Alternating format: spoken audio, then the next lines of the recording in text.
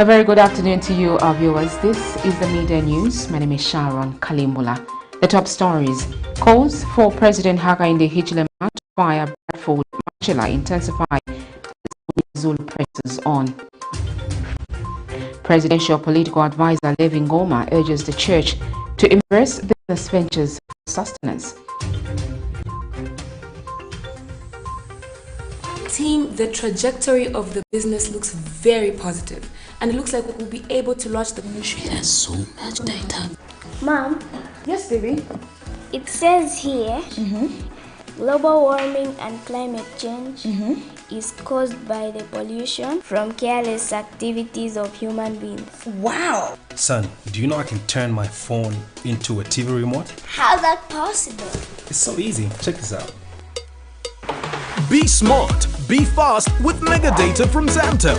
Get your 15 GB mobile data for only 100 kwacha, 30 GB mobile data for only 200 kwacha, and your 70 GB LTE data bundle with free Netflix, YouTube, Facebook, and WhatsApp.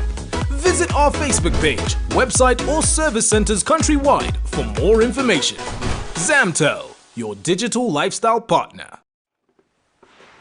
Once again, welcome to the Media News. Lumezi Independent Member of Parliament Munia ZULU says the fight against corruption can only be won if those that are suspected to be involved in corrupt activities are brought to book immediately. Addressing the media Sunday, Mr. ZULU is also Africa Parliamentary Network Against Corruption, APNAC Zambia Chapter Secretary General, says President Hakainde Hichilema should demonstrate his stance in this fight by firing his two senior aides, BRADFORD MACHILA and Christopher Mundia. Mr. ZULU says the duo was allegedly involved in offering immunity to Milingolungu, hence the need for the head of state to take action.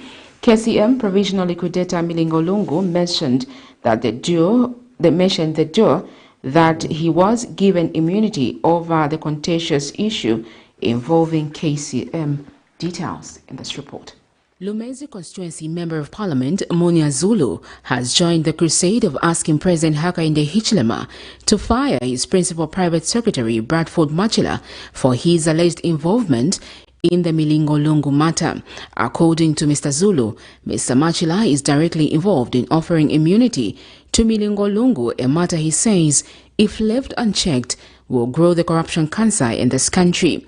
Mr. ZULU is also Africa Parliamentary Network Against Corruption APNAC Zambia Chapter Secretary General, says regardless of who commits any anomaly should be investigated and relieved of their duties once found wanting. I'm calling upon President Hakainde Hichilema to get rid of Mr. BRADFORD MACHILA. I'm calling on President Hakainde Hichilema to get rid of his legal advisor, Mr. Christopher Mundia. Why do I say so? It is Christopher Mundia that first of all went to meet Mr. Milingolungu. The second meeting, he brought in Mr. BRADFORD MACHILA, where they assured Mr. Milingolungu of that immunity. Indeed, DEC has become an institution that wants to judge people in the public court of opinion. Why can DEC go to court and prove their allegations? All we have seen is this chiso chise from DEC. Why is it that DEC is always in the press, but in court there is nothing much that we've heard of them prosecuting? If not prosecuting, they're in the newspapers, they're on radio, and we are saying there is a fight against corruption. How many of us have interrogated how many people the DEC boss has brought at DEC? Meanwhile, Mr. ZULU has questioned government's interest in exhuming the body of Suzy Onyeka. The parliamentarian has accused a government of opening the wounds of the bereaved who had already started healing. Recently, the Zambian authorities disclosed that they will exhume the body of former President Edgar Lungu's best friend, Suzy Onyeka, who allegedly faked his death to avoid persecution. People of Lumezi, the people from Chieftainess Mwasemhangwe's area, the family of Mr. Nyika do not know what charges are slapped on the deceased. There is no one from the state that has explained what charges or what crimes Mr. Nyika had committed. Yes, there are a lot of schools of thoughts that have said it is legally right to exhume bodies, but ours is quite strange because we do not know the reasons as to why the remains of Mr. Nyika were being exhumed.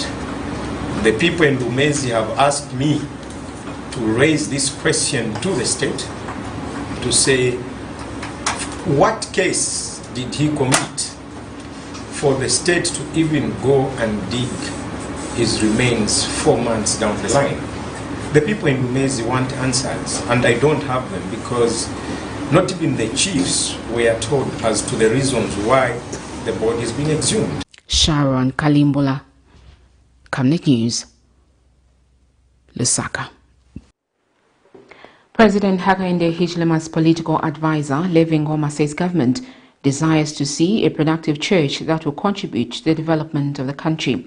Mr. NGOMA, who was guest of honor at Grace Methodist Church fundraising worship service, says churches should not be poor but think outside the box on how they can be self-sufficient.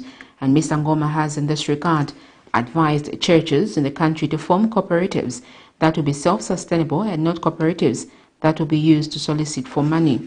Meanwhile, Church Reverend Mulenga Lungu has appealed to government to ensure that cadarism is dealt with and says that what transpired at Intercity Bus Terminus on Friday, where callboys were protesting, should not happen again. Prudence Jota filed this report. Churches in Zambia have in a long time been viewed as partners of development, as some have provided conducive education environment for the learners in the country, while others have provided health facilities for the community. While the church is viewed as a partner of development, some churches have been struggling to raise resources, thereby being viewed as begging institutions. Presidential advisor for politics LEVY NGOMA, who was guest of honor at the Grace Methodist Church Bethel Congregants Omega Choir fundraising worship service, says churches should not be poor or move around with a begging bowl, but that they should think of alternative ways of raising resources. Is desirous to see productive churches. Churches should not be poor.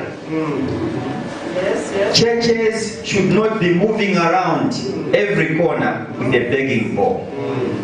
It is our desire as government to see churches contribute immensely to the development of this country, economically and socially and otherwise. Mr. NGOMA adds that churches should form cooperatives that will be self-sustainable and not ones that will be used to beg for money. He has since pledged to help the church register a cooperative that will help contribute to the development of the country. The hope of government is that we should not just concentrate purely on spiritual issues.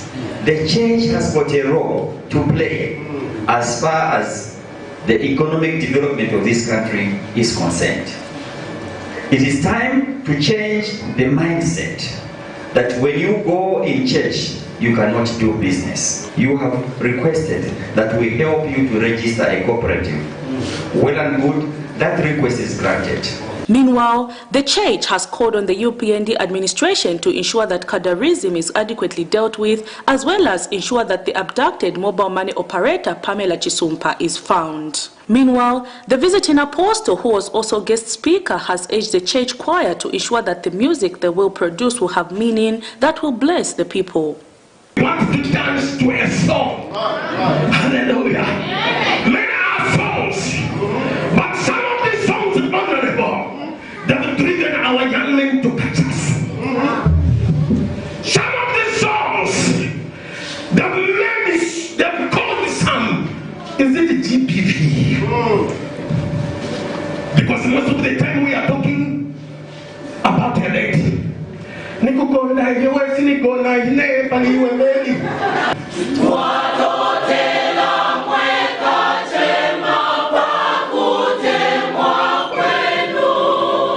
Prudence Chota, reporting for Camnet TV News.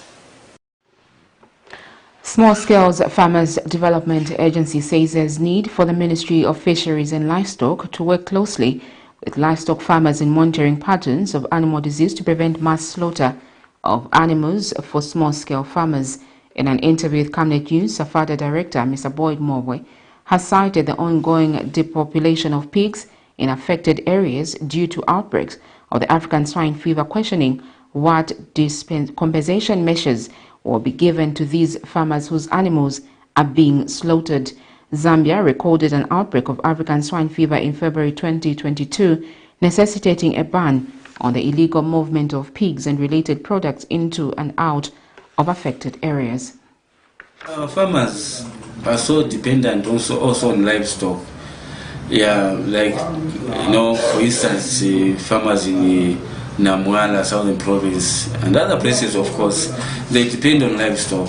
When you talk of livestock, we are talking about cattle, pigs, sheep, and so on. Now, our experience nowadays is like there's constant outbreaks of diseases, animal diseases. Yeah, for instance, now, of late, the government was talking about African swine, which has affected a number of areas, in particular Lusaka and surrounding areas.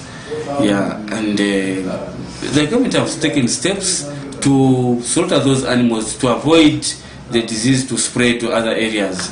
But I don't think that's the best solution to do, yeah, because we just need to educate our farmers on how best they can manage their livestock.